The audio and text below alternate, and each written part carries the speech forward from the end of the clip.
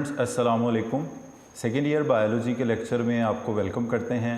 Dear students, chapter number 17 हमारा चल रहा है। आज से पिछले लेक्चर के अंदर हम लोगों ने पेरिफेरल नर्वस सिस्टम का टॉपिक कंप्लीट किया था और उसकी टाइप्स जो हैं हमने मुकम्मल की थी, सिंपैथेटिक, पैरासिम्पैथेटिक, नर्वस सिस्टम तक। उसके बाद डियर स्टूडेंट, आज जो टॉपिक हम डिस्कस करने जा रहे हैं ये टॉपिक है नर्वस डिसऑर्डर्स का। ये टॉपिक बहुत इंपॉर्टेंट है। इस लॉन्ग क्वेश्चन के हवाले से इसके चांसेस कम हैं, मगर इसमें से कुछ छोटे छोटे पॉइंट्स हैं जो कि बोर्ड में एमसीक्यूज़ के हवाले से बहुत बार पूछे गए हैं और इसी तरह इन टर्म्स को शॉर्ट क्वेश्चंस के अंदर बहुत ज़्यादा पूछा गया है। तो नर्वस डिसऑर्डर्स को डियर स्टूडेंट्स अब हम स्टार्ट करने जा रहे हैं। तो इसमें पहला डिसऑर्डर जो है इसको हम बोलते हैं Parkinson's disease.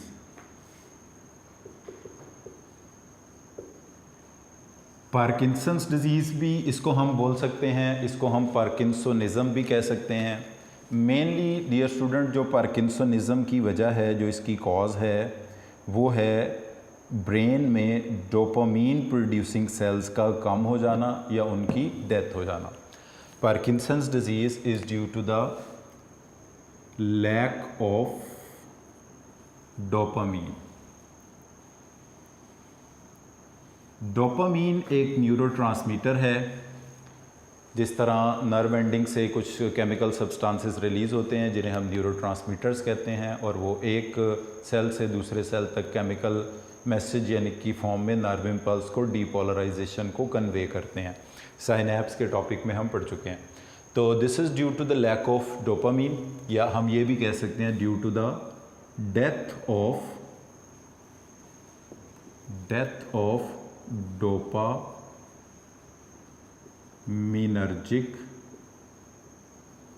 Neurons. Dopaminergic neurons का मतलब होता है ऐसे न्यूरॉन जो डोपामीन पैदा करते हैं। तो ग्रेजुअली जैसे जैसे बॉडी के अंदर, ब्रेन के अंदर डोपामीन प्रोड्यूसिंग सेल्स की तादाद में कमी आती है तो पार्किंसंस डिजीज़ की जो अलामात हैं, सिम्टम्स हैं, वो अपीयर होना शुरू हो जाती हैं।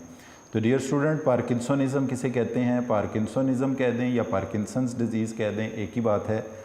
This nervous disorder is due to the death of dopamine producing cells in the brain, dopamine producing neurons in the brain. और इस डिज़ीज़ के अंदर अब जो इसकी सिम्टम्स हैं, it is characterized by involuntary tremors. इसमें क्या होते हैं? इनवॉलेंट्री ट्रिमर्स होते हैं बॉडी के अंदर, यानी ख़ुद ब खुद से बॉडी के अंदर कपकपाहट होती है, ट्रिमर्स होते हैं। लॉस ऑफ पावर, बॉडी में, टांगों में, बाजुओं में ऐसा लगता है कि कोई पावर जो है वो ख़त्म हो गई है। एंड लॉस ऑफ रिजिडिटी, जो बॉडी का प्रॉपर पोस्चर है उसको मेंटेन करने को बॉडी को डिफ़िकल्टी होती है। तो बॉडी में कपकपाहट होती है, शिवरिंग, ट्रिमर्स, कुछ भी कह लें आप। इसी तरह किसी चीज़ को उठाने की, प्रॉपर बॉडी का पोस्चर, खड़े रहने, इस तरह अपराइट बॉडी का पोस्चर मेंटेन करने की एबिलिटी जो है वो कम हो जाती है। तो ये इसकी मेजर सिम्टम्स हैं। बट इस डिज़ीज़ के अंदर एक ख़ास बात है कि जो ज़हनी सलाहियतें हैं, mental faculties are not affected. Mental faculties, जो ज़हनी सलाहियतें हैं, आर नॉट अफेक्टेड, उन पर असर नहीं पड़ता। यानी किसी की याददाश्त पर, किसी चीज़, किसी इस तरह की जो logic, reasoning, judgement, thinking, intelligence, इस तरह की जो सलाहियतें हैं उन पर इससे कोई फ़र्क नहीं पड़ता। इसके बाद डियर स्टूडेंट, ये डिज़ीज़ यूजुअली होती है, इसका ऑनसेट होता है लेटर एज के अंदर, and it starts from 50s to 60s। यानी जो मोस्टली लोग देखे गए हैं वो 50 से 60 साल की एज के रेंज में होते हैं जो इससे अफेक्ट होते हैं। तो it usually affect the old people, या लेटर एज के अंदर ये स्टार्ट होती है। अब इस डिज़ीज़ को कंट्रोल करने के लिए कुछ दवाइयाँ हैं जिनको इस्तेमाल किया जाता है, जैसे कि एल-डोपा से मुराद यहाँ पर होती है लीवोडोपा। और इसके अलावा एक और प्रोटीन है जो कि इसके लिए सजेस्ट की गई है, जिसका नाम है GDNF, जिससे बनता है glial cell line derived neurotrophic factor.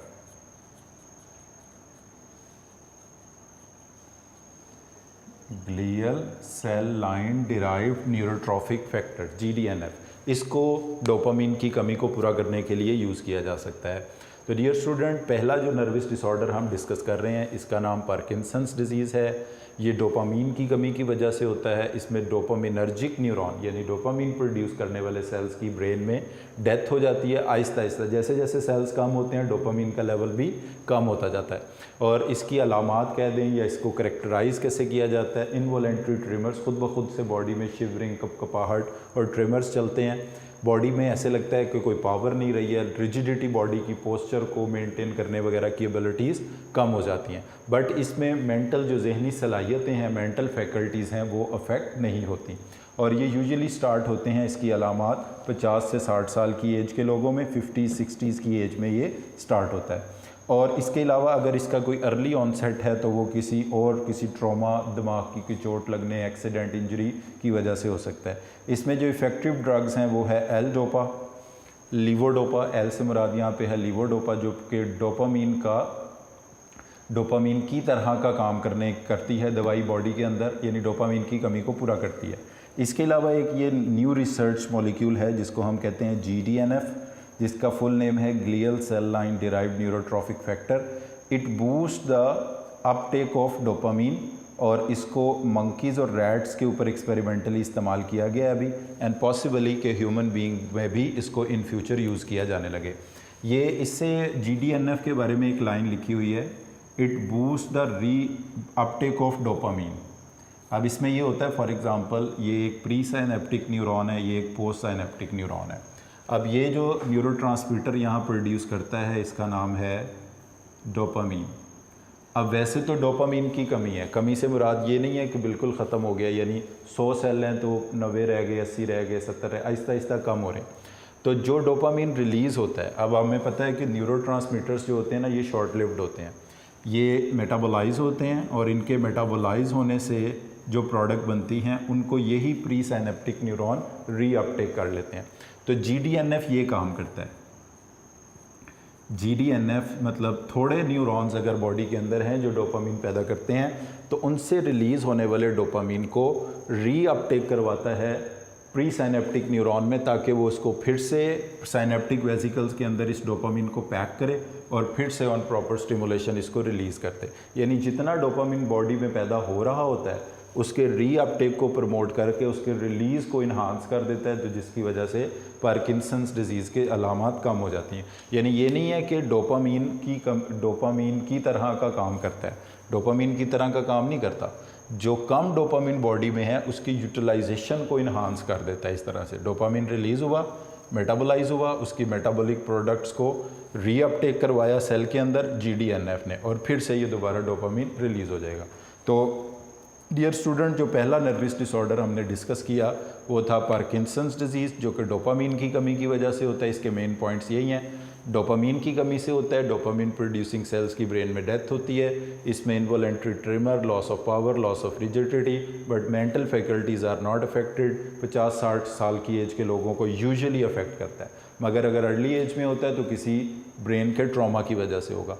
L dopa इसमें एक इफेक्टिव ड्रग है। GDNF is glial cell line derived neurotrophic factor which is a protein, और इसको एक्सपेरिमेंटली यूज़ किया गया है अभी सिर्फ मंकीज़ और रैट्स के अंदर। पॉसिबल है कि इन फ्यूचर इसको ह्यूमन बीइंग में भी यूज़ किया जाने लगे। Second nervous disorder dear students जो हम पढ़ने जा रहे हैं उसका नाम है एपिलेप्सी।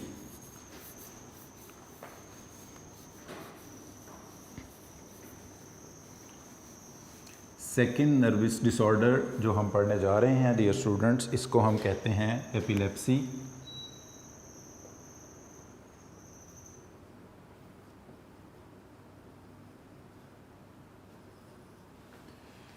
एपिलेप्सी, तो डियर स्टूडेंट्स जो एपिलेप्सी का प्रॉब्लम है, ये एपिलेप्सी की डिज़ीज़ है, ये भी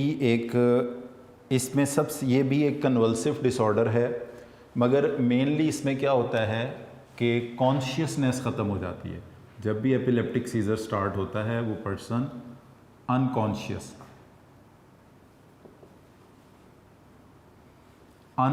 हो जाता है। उसकी जो अनकॉन्शियसनेस फील करता है, उसको कोई चीज़ याद या रिमेंबर उस वक़्त नहीं रहती, और इसमें कई अननोन रीज़न्स इसकी हो सकती हैं जो इसको ट्रिगर कर सकती हैं।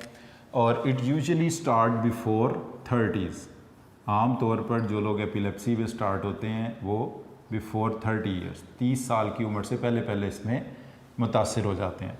और इस प्रॉब्लम में होता ये है कि जो हमारा सेरिब्रल कॉर्टेक्स है, ब्रेन का पार्ट है सेरिब्रम, उसका आउटर रीजन है सेरिब्रल कॉर्टेक्स, उसके ग्रे मैटर ऑफ ब्रेन यानी कि सेरिब्रल कॉर्टेक्स में excessive discharge of nerve impulses होता है, जिसकी वजह से एपिलेप्सी के जो सीजर्स या जो सिम्टम्स हैं वो स्टार्ट होते हैं। अब एपिलेप्सी की कई कॉजेज़ हो सकती हैं, कई चीज़ें ऐसी हैं जो इसको ट्रिगर कर सकती हैं। जैसे कि नंबर 1 पर हम कहते हैं कि एपिलेप्सी को स्टार्ट करने वाली चीज़ें जो हो सकती हैं वो कोई मोटर सिम्टम्स हो सकते हैं, कोई ऐसी अनयूजुअल मूवमेंट जैसे कोई पहाड़ी इलाकों में ट्रैवलिंग है, या किसी जो बच्चों के झूले होते हैं स्विंग्स वगैरह उनके ऊपर कोई बैठ गया, तो एक अनयूजुअल बॉडी की मूवमेंट जो मोटर फंक्शन है वो इसको ट्रिगर कर सकते हैं। कोई अनयूजुअल सेंसरी स्टिमुलाई, यानी बहुत तेज़ कोई आवाज़ सुन ली, या बहुत कोई स्ट्रॉन्ग परफ्यूम सूंघ लिया, कोई ऐसी फूड खा ली जो कि अनप्लेजेंट, मतलब कोई स्ट्रॉन्ग सेंसरी स्टिमुलाई, वो भी एपिलेप्सी को ट्रिगर करने का बाइस बन सकती है। इसके अलावा कोई साइकिक प्रॉब्लम जो है, साइकोलॉजिकल, यानी बहुत कोई खुशी की खबर है या बहुत कोई सैड न्यूज़ है, इस तरह की अचानक कोई साइकिक डिस्टर्बेंस हुई उसकी वजह से। और even it could be autonomic mean कि अननोन कॉज है, कोई मतलब इस तरह की ऑटोनॉमिक, कोई अपेरेंट, कोई ना आपको कोई मोटर फंक्शन, कोई बॉडी की ऐसी अनयूजुअल मूवमेंट नज़र आई, ना कोई स्ट्रॉन्ग कोई सेंसरी स्टिमुलाई ने इसको ट्रिगर किया, ना किसी साइकिक, किसी अननोन रीज़न की वजह से ये स्टार्ट हो जाए। और एपिलेप्टिक सीजर्स जो हैं ये वक्फों से अपीयर होते हैं। इसकी फ्रीक्वेंसी एक दिन में कई बार भी हो सकती है, एक हफ्ते में एक आधी बार भी, महीनों में, सालों में, तो ये फ्रीक्वेंसी इसकी वेरी करती है, वो पर्सन टू पर्सन वेरी करती है। मगर जब भी इसके ये स्टिमुलाई अपीयर होते हैं तो ये कॉन्शियसनेस को ख़त्म कर देते हैं, वो पर्सन उस दौरान में अनकॉन्शियस हो जाता है। And it usually start before the age of 30s। और इसका एक टेस्ट है जो इसको किया जाता है, उसको हम नाम देते हैं EEG। EEG का मतलब होता है इलेक्ट्रोइंसेफ्लोग्राफी। EEG के डायग्नोस्टिक टेस्ट के ज़रिए हम इसको चेक करते हैं कि पर्सन को एपिलेप्सी है या नहीं है। और ऑब्वियसली इसमें जो दवाइयाँ इस्तेमाल की जाती हैं वो एंटी कन्वल्सेंट ड्रग्स हैं, एंटी कन्वल्सेंट ड्रग्स जो कपकपाहट को, कन्वल्शंस को कम करते हैं। तो क्योंकि ये कन्वल्सिव डिसऑर्डर है इसलिए इसको ख़त्म करने वाली ड्रग्स को क्या कहा जाएगा, एंटी कन्वल्सेंट ड्रग्स इसको कहा जाएगा, और जो कि इसमें इस्तेमाल की जाती हैं। बाकी अल्कोहल का यूज़, सिगरेट स्मोकिंग इसको ट्रिगर कर सकते हैं। एक बार फिर इसको हम ज़रा पॉइंट्स इसके देख लेते हैं कि एपिलेप्सी वो डिसऑर्डर है जिसमें कॉन्शियसनेस ऑल्टर होती है। ये एक कन्वल्सिव डिसऑर्डर है, कन्वल्शंस से करेक्टराइज्ड होता है, बिफोर 30 ईयर्स यूजुअली लोगों को होता है। इसमें ग्रे मैटर में excessive discharge of electrical impulses होता है। ये किसी मोटर फंक्शन से ट्रिगर हो सकता है, सेंसरी स्टिमुलाई से ट्रिगर हो सकता है, किसी साइकिक डिस्टर्बेंस से ट्रिगर हो सकता है, या कोई अननोन ऑटोनॉमिक रीज़न इसको ट्रिगर कर सकती है। इसकी फ्रीक्वेंसी ऑल्टर करती है पर्सन टू पर्सन। इसका जो डायग्नोस्टिक टेस्ट है उसको कहते हैं EEG। EEG का फुल नेम है इलेक्ट्रोइंसेफ्लोग्राफी। और इसमें जो इफ़ेक्टिव ड्रग्स हैं उनको हम कहते हैं एंटी कन्वल्सेंट ड्रग्स बोलते हैं। बाकी यूज़ ऑफ अल्कोहल और यूज़ ऑफ स्मोकिंग जो है वो इसको एग्रवेट कर सकता है, यानी इसकी अलामात को ज़्यादा शदीद कर सकता है और बीमारी को बढ़ा सकता है। इसके बाद डियर स्टूडेंट जो नेक्स्ट डिसऑर्डर हम डिस्कस करने जा रहे हैं, तीसरा और आखिरी, वो है अल्ज़ीमर्स डिजीज़।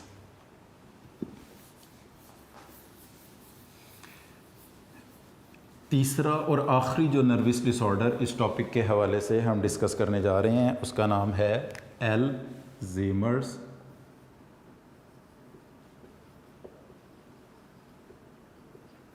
एल्ज़ीमर्स डिजीज़। डियर स्टूडेंट, ये वो डिज़ीज़ है जो कि एलोइस एल्ज़ीमर ने डिस्कवर की थी, तो वहाँ से इसका नाम रख दिया गया है Alzheimer's disease. And this Alzheimer's disease is characterised by, जो इसका सबसे बड़ा इसका जो मेजर सिम्टम है वो है dementia. It is characterised by dementia. Dementia का मतलब होता है लॉस ऑफ मेमोरी, यानी आहिस्ता आहिस्ता इस डिज़ीज़ के अंदर जो याददाश्त है वो कम होती चली जाती है, मेमोरी जो है वो कम होती चली जाती है। तो एल्ज़ीमर्स डिज़ीज़ को डियर स्टूडेंट डिस्कवर किया या आइडेंटिफाई किया है पहली बार एलोइस एल्ज़ीमर ने 1907 में, 1907 में। और it is characterised by dementia. Dementia के टर्म का मतलब होता है लॉस ऑफ मेमोरी, याददाश्त का कम हो जाना। तो it is characterised by dementia. ये कैसे करेक्टराइज्ड है? डिमेंशिया से करेक्टराइज हो रहा है। और इसके साथ साथ इसमें कुछ जेनेटिक फैक्टर्स भी इसमें इन्वॉल्व हैं और कुछ एनवायरमेंटल फैक्टर्स भी इसमें इन्वॉल्व हैं, जैसे कि हाई लेवल ऑफ एलुमिनियम, जिसको हम एलुमिनियम पॉइजनिंग का भी नाम देते हैं। तो इसमें जो एलुमिनियम मेटल से बने हुए बर्तन में लोग खाना खाते हैं तो उसमें कुछ ट्रेसेस की मिकदार में एलुमिनियम जो है वो खाने में शामिल होता रहता है, और आहिस्ता आहिस्ता एलुमिनियम का लेवल जब बॉडी में बढ़ता है तो एलुमिनियम जो है वो कंट्रीब्यूट करता है एल्ज़ीमर्स डिज़ीज़ में। तो यानी एलुमिनियम की पॉइजनिंग से कौन सा डिसऑर्डर हो सकता है? एल्ज़ीमर्स डिज़ीज़ हो सकता है। और एडवांसिंग एज में भी इसकी वजह बनती है, यानी ये भी डिज़ीज़ जो है वो ओल्ड एज की डिस्टर्बेंसेस में से एक है। तो एल्ज़ीमर्स डिज़ीज़ के डियर स्टूडेंट्स जो मेन फीचर्स हैं उसमें नंबर 1 ये है कि एल्ज़ीमर्स डिज़ीज़ वाज डिस्कवर्ड बाय एलोइस एल्ज़ीमर। 1907 में ये आइडेंटिफाई हुई। इसका जो मेन अलामत है वो डिमेंशिया है, लॉस ऑफ मेमोरी। इसमें कुछ जेनेटिक फैक्टर्स भी इन्वॉल्व हैं, एनवायरमेंटल फैक्टर्स भी इन्वॉल्व हैं। एनवायरमेंटल फैक्टर्स में से आती हैं एलुमिनियम की पॉइजनिंग, और ये भी एडवांसिंग एज से करेक्टराइज्ड होता है, यानी रिलेटिवली ओल्ड एज में होने वाला प्रॉब्लम है।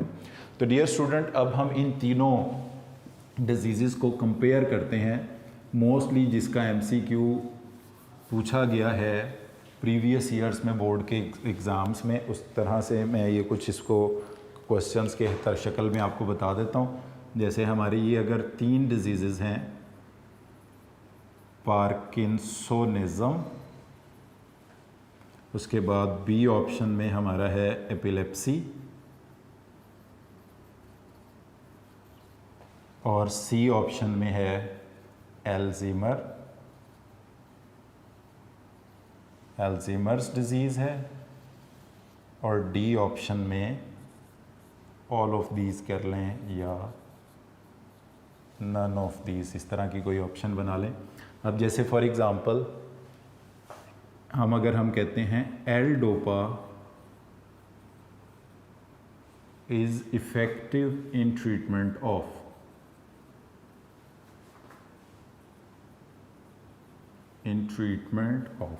तो अब हमें पता है कि L dopa is effective in the treatment of parkinsonism.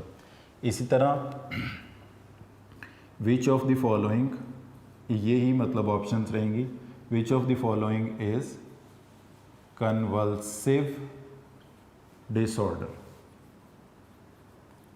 Which of the following is convulsive disorder, इनमें से कौन सा कन्वल्सिव डिसऑर्डर है जिसमें कपकपाहट होती है? तो वो एपिलेप्सी है। या इसी तरह कह दें कि एंटी कन्वल्सन ड्रग किस में इफेक्टिव हैं? तो वो भी एपिलेप्सी। तीसरा एक और क्वेश्चन पूछ लेते हैं, उसकी 2 स्टेटमेंट हैं। Which of the following is characterized by dementia?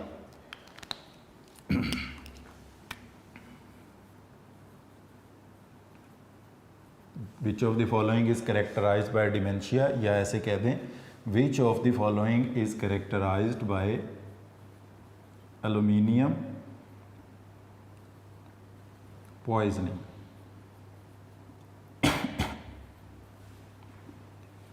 तो इसका आंसर होगा अल्जाइमर्स डिसीज़। तो इस तरह के पॉसिबली MCQs जो हैं वो इन तीनों टॉपिक्स में से पूछे जा सकते हैं, या बाकी शॉर्ट क्वेश्चन है उसमें यही पूछेंगे कि what is the cause of parkinsonism या उसका ट्रीटमेंट क्या है, इसी तरह एपिलेप्सी की कॉज या उसका ट्रीटमेंट क्या है, अल्जाइमर्स डिजीज़ की कॉज या उस वजूहात क्या हैं।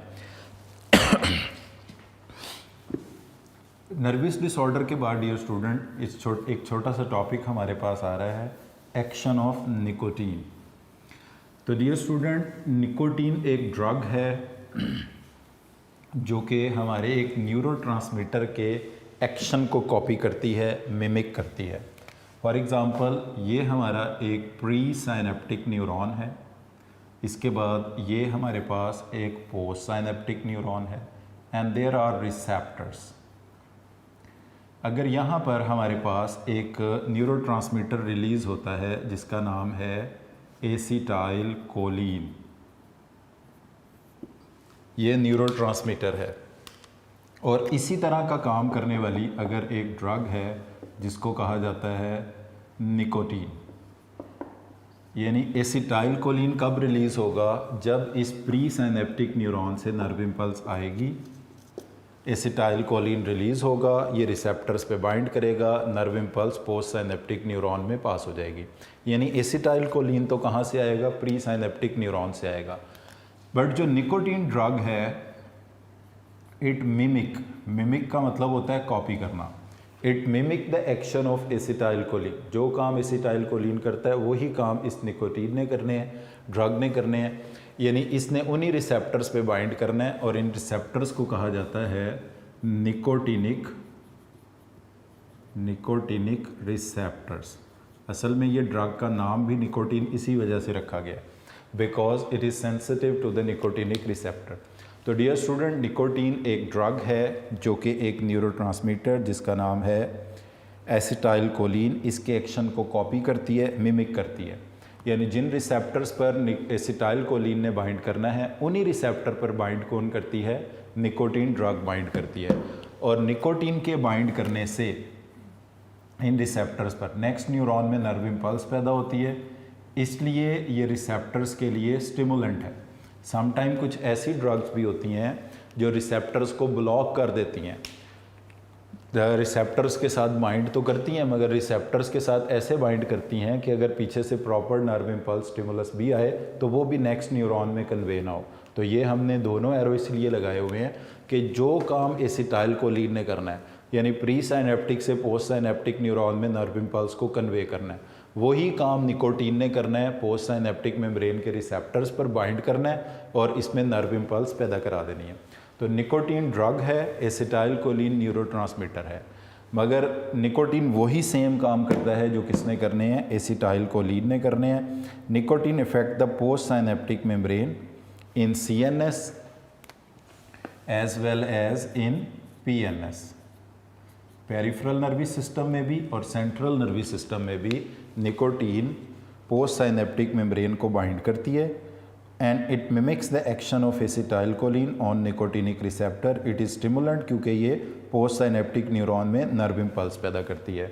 बाकी अब इसके एक्शन क्या हैं कि इससे हार्ट रेट बढ़ता है, ब्लड प्रेशर बढ़ता है, डाइजेस्टिव मोटिलिटी बढ़ती है, और निकोटीन वॉमिटिंग, डायरिया भी इंड्यूस कर सकती है, और वाटर रिटेंशन भी कॉज कर सकती है। यानी इसके क्या क्या इफ़ेक्ट हैं, it will cause increase in heart rate, इससे दिल की धड़कन ज़्यादा हो जाएगी, नंबर 1। इससे ब्लड प्रेशर भी इंक्रीज़ होगा, इससे जो डाइजेस्टिव मोटिलिटी है, डाइजेस्टिव मोटिलिटी, और इस डाइजेस्टिव मोटिलिटी को आपने फर्स्ट ईयर में पढ़ा हुआ है, इसको हम कहते हैं पेरिस्टालसिस।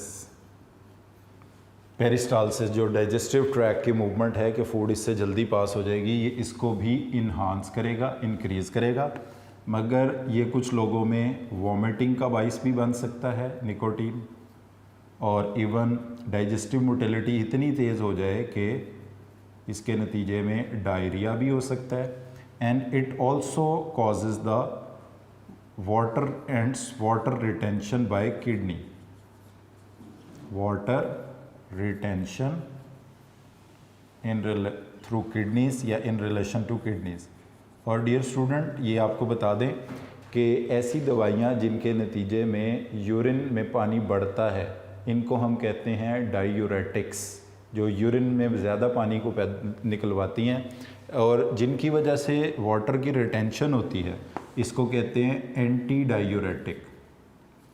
तो ये इसकी जो एक्टिविटी है वो एंटी डायूरेटिक है, और जितने भी एंटी डायूरेटिक्स होते हैं वो ब्लड प्रेशर को बढ़ाने का बाइस बनते हैं। तो डियर स्टूडेंट, ये हमने लिस्ट आउट किए हैं फंक्शन, इनको एक बार देख लें। निकोटीन का यूज़ जो है वो हार्ट रेट को ज़्यादा करता है, ब्लड प्रेशर को ज़्यादा करता है, डाइजेस्टिव ट्रैक की खुराक की नाले की मोटिलिटी पेरिस्टालसिस को ज़्यादा करता है। इसकी वजह से वोमिटिंग का बाइस भी बन सकता है और डायरिया का बाइस भी बन सकता है, और वाटर रिटेंशन बॉडी में कॉज करता है इन रिलेशन टू किडनीज। और जो भी इन रिलेशन टू किडनीज चीज़ें बॉडी में वाटर को रिटेन करवाएं, इनको हम कहते हैं एंटी डायूरेटिक्स। और एंटी डायूरेटिक्स यानी water retention by kidney always causes the increase in blood pressure, और ब्लड प्रेशर बढ़ना, हार्ट रेट बढ़ना, ये सारी चीज़ें इकट्ठी होती हैं। तो dear student, this is the effect of nicotine, action of nicotine. फिर बता दें आपको कि निकोटीन जो है इट इज़ अ ड्रग, ये एक दवाई है, एक ड्रग है जो कि एसिटाइल कोलिन के अफेक्ट को कॉपी करती है, मिमिक करती है निकोटिनिक रिसेप्टर्स पर, which are located on the post synaptic membrane of post synaptic neuron. और निकोटीन क्योंकि नेक्स्ट न्यूरॉन में नर्व इम्पल्स पैदा कराती है, इसलिए ये स्टिमुलेंट है, और ये पोस्ट साइनेप्टिक न्यूरॉन्स पर CNS के भी एक्ट कर सकती है और PNS के भी एक्ट कर सकती है। और हार्ट रेट को ज़्यादा करना, ब्लड प्रेशर को ज़्यादा करना, डाइजेस्टिव मोटिलिटी को ज़्यादा करना, पेरिस्टालसिस को बढ़ाना, वॉमिटिंग कॉज करना, डायरिया कॉज करना, water retention in relation to kidneys cause करना, ये सारे इसके इफ़ेक्ट्स हैं। यहाँ पर डियर स्टूडेंट, हमारा नर्वस कोऑर्डिनेशन का टॉपिक जो है वो मुकम्मल हो गया है। अब इसके बाद हम जो टॉपिक नेक्स्ट स्टार्ट करेंगे वो केमिकल कोऑर्डिनेशन का होगा। उसकी कुछ बेसिक टर्म्स हैं जो यहाँ पर अभी हम डिस्कस करेंगे। इसमें सबसे पहली बात ये है कि केमिकल कोऑर्डिनेशन जो सिस्टम करवाता है, इस सिस्टम को कहा जाता है एंडोक्राइन सिस्टम।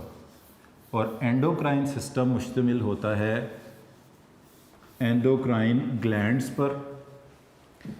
केमिकल कोऑर्डिनेशन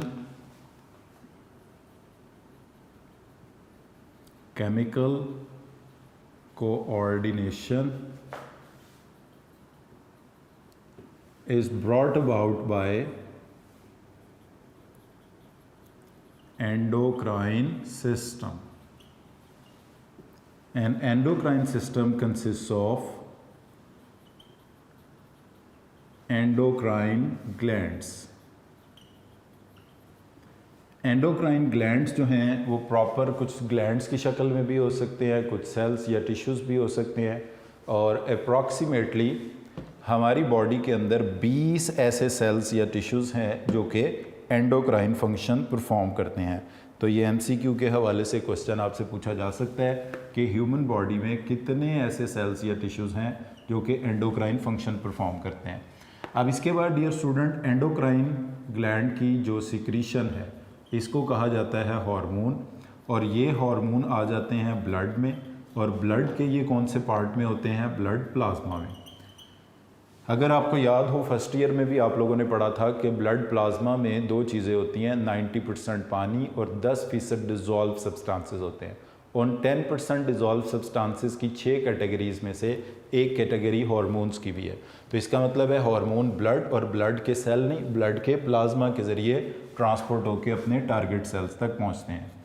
तो असल में यहाँ पर आपको एक डिफरेंस भी बता दें कि एंडोक्राइन और एक्सोक्राइन ग्लैंड में क्या फ़र्क होता है, और ये तो अभी हमने एंडोक्राइन के बारे में पढ़ा है। और एंडोक्राइन सिस्टम या ग्लैंड्स की स्टडी को कहते हैं endocrinology, the branch of biology which deal with the study of endocrine glands, endocrine system या हार्मोन्स, इसको कहा जाता है एंडोक्राइनोलॉजी। तो बेसिक डिफरेंस जो एंडोक्राइन और एक्सोक्राइन ग्लैंड में है। अब थोड़ा एक्सोक्राइन ग्लैंड की भी बात कर लेते हैं। एक्सोक्राइन ग्लैंड वो ग्लैंड होते हैं जिनकी सिक्रीशन को अपने टारगेट तक डक्ट के ज़रिए पहुंचाया जाता है। Those glands their secretions are transported to the target cells via duct. जैसे कि फॉर एग्ज़ाम्पल लिवर, अगर एक ग्लैंड है, लिवर की सिक्रीशन का नाम है बाइल, और बाइल ने पहुंचना है स्मॉल इंटेस्टाइन तक, तो किसके ज़रिए जाएगी? बाइल डक्ट के ज़रिए जाएगी। तो इसका मतलब ये हुआ कि लिवर कौन सा ग्लैंड होगा? एक्सोक्राइन ग्लैंड होगा। इसी तरह पेंक्रियाज भी कौन सा ग्लैंड होगा? एक्सोक्राइन। मगर वो ग्लैंड जिनकी सिक्रीशंस अपने टारगेट्स तक पहुंचती हैं डक्ट्स के ज़रिए, ट्यूब्स के ज़रिए, वो एक्सोक्राइन ग्लैंड, और जिनकी ब्लड प्लाज्मा के ज़रिए पहुंचती हैं उनको कहते हैं एंडोक्राइन ग्लैंड। इसी वजह से इनको डक्टलेस ग्लैंड भी कहा जाता है। That is why they are known as ductless glands, इनको कहा जाता है। इसके बाद डियर स्टूडेंट, इस हिस्से में एक शॉर्ट क्वेश्चन छोटा सा और है, उसको भी डिस्कस कर लेते हैं। Classification of neuron on the basis of their chemical nature. Chemical nature की बेस के ऊपर न्यूरॉन्स को क्लासिफाई किया जाता है। ये हमारी बुक में इसकी 4 कैटेगरीज लिखी हैं, बट बेसिकली हार्मोन्स 2 किस्म के हैं, प्रोटीनेशियस और लिपॉइड नेचर के। प्रोटीन नेचर वाले और लिपिड्स वाली नेचर वाले, ये हम लिख लेते हैं। हमने ऐसे ही है जैसे हमारी बुक में लिखा है, मगर जो चीज़ मैं आपको बता रहा हूँ आपने इसको याद रखना है। जैसे नंबर 1 हार्मोन्स की क्लासिफिकेशन में वो हार्मोन्स हैं जो कि प्रोटीन्स हैं। नंबर 2 पर वो हैं जो कि पॉलीपेप्टाइड्स हैं। अब आपको पता है कि पॉलीपेप्टाइड्स ही मिलकर प्रोटीन्स बनाते हैं। और तीसरे नंबर पर वो आते हैं जो अमाइनो एसिड या उनके डेरिवेटिव्स हैं, अमाइनो एसिड्स एंड डेरिवेटिव्स। और चौथे नंबर पर वो आते हैं जो कि स्टेरॉयडल नेचर के हैं, स्टेरॉयडल। तो 4 किस्म के हार्मोन्स हैं, प्रोटीन नेचर के हार्मोन हैं, पॉलीपेप्टाइड नेचर के हार्मोन हैं, अमाइनो एसिड्स के डेरिवेटिव्स हैं और स्टेरॉयडल हार्मोन्स हैं। अब इसके बाद इनमें इनकी एग्जांपल्स हैं इंसुलिन एंड ग्लूकागोन। ये एग्जांपल में लिखा जाएगा प्रोटीन नेचर वाले हार्मोन्स की, इंसुलिन प्लस ग्लूकागोन। उसके बाद पॉलीपेप्टाइड नेचर के हार्मोन्स में हम कहेंगे एडीएच, एंटी डायूरेटिक हार्मोन, जिसको वेसोप्रेसिन भी बोला जाता है, और ऑक्सीटोसिन। एडीएच कह दें, एडीएच का अदर नेम वेसोप्रेसिन है, एंड ऑक्सीटोसिन। ये वो हार्मोन हैं जो कि पॉलीपेप्टाइड इन नेचर हैं, और अमाइनो एसिड्स के डेरिवेटिव में आप एग्जांपल लिख सकते हैं thyroxine, epinephrine, norepinephrine, thyroxine plus epinephrine, और एपिनेफ्रिन की ही मिलती जुलती फॉर्म है नॉरएपिनेफ्रिन। और स्टेरॉयडल हार्मोन में आप कहेंगे एस्ट्रोजन, प्रोजेस्टेरोन, टेस्टोस्टेरोन। ये इस तरह के हार्मोन हैं जो कि स्टेरॉयडल नेचर हैं। तो डियर स्टूडेंट, ये एक बहुत इंपॉर्टेंट शॉर्ट क्वेश्चन है। Classify hormone on the basis of their chemical nature, protein, polypeptide, amino acid derivatives and the steroidal hormone, और इनकी 7 एग्जांपल्स हैं। तो डियर स्टूडेंट्स, आज के लेक्चर को हम यहाँ पर वाइंड अप करते हैं। आज के लेक्चर में हमने 3 चीज़ों को डिस्कस किया है। पहले नंबर पर हमने नर्वस डिसऑर्डर्स पढ़े हैं जो कि 3 हैं, पार्किंसंस डिजीज़, एपिलेप्सी और एल्जाइमर्स, जिनके मैंने आपको MCQ भी बताए और शॉर्ट क्वेश्चन के हवाले से भी वो बहुत इंपॉर्टेंट है। फिर ये एक शॉर्ट क्वेश्चन और MCQs का ही आगे टॉपिक है एक्शन ऑफ निकोटीन, जिसके हमने इफ़ेक्ट्स देखे और वो किस तरह रिलीज़ होता है और क्या काम करता है। फिर एक इंट्रोडक्शन है एंडोक्राइन सिस्टम का, और इसमें एक MCQ का पॉइंट है कि हमारी बॉडी में कितने ऐसे सेल टिश्यू हैं जो कि एंडोक्राइन वर्क करते हैं, 20। और एक शॉर्ट क्वेश्चन हमने लास्ट में डिस्कस किया है classification of hormone on the basis of their chemical nature. तो डियर स्टूडेंट, आज के लेक्चर को हम इधर ही वाइंड अप कर रहे हैं। इस टॉपिक में से सिर्फ शॉर्ट और MCQs ही मोस्टली आते हैं, तो आपने कोशिश करके इनको इस हवाले से प्रिपेयर कर लेना है। तो thank you very much for today.